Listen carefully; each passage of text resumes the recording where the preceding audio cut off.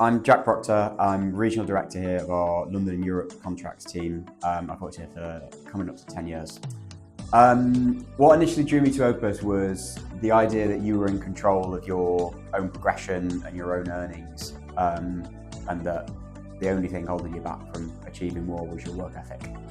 What's made me stay is that when you're part of a growing company, it kind of means everything's growing. So your clients are growing, the opportunities you can put in front of your clients are growing, your team size is growing, which means there's more opportunity in kind of whichever way you want to look. So if you want to go into management and team leadership, then more people means more team leads, more team managers.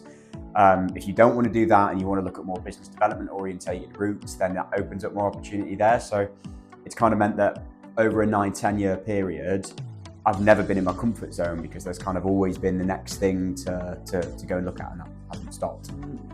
I guess in a couple of ways. I think one good thing about working here is you're surrounded by very, very good people who usually know, there's people across the business that know a lot more than you do about kind of whatever it is you want to do.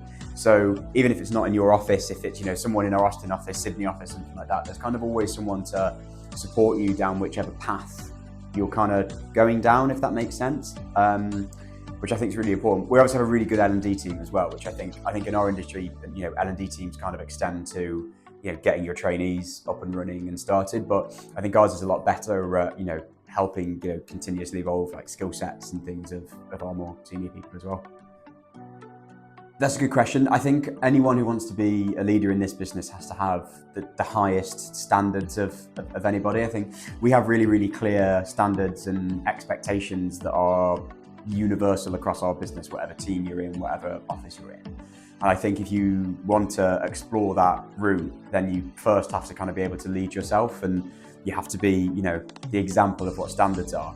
Because I think I'm a big believer in that you never ask someone to do something you wouldn't do yourself. And I think all of our leaders exemplify that. I think it's quite a simple one for us because we have so many sort of success stories. We have a very sort of cookie cutter way of doing things, and we know what works.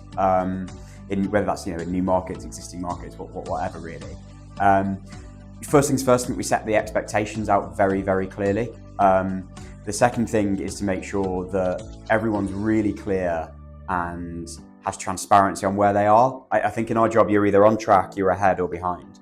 And it doesn't really matter where you are in that life cycle as long as you know what you need to do to get to where you need to be, and as long as you're doing those things. I think it's never really said no to me.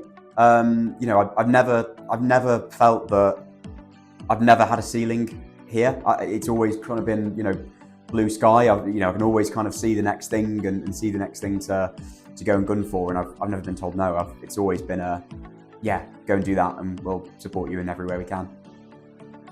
I think to take ownership, I think that's really important. I think it runs right from top to bottom. I think that runs from our CEO right down to our trainee. You own different things, but you have to own your little bit. I think I'm consistent, and I think I'm enthusiastic.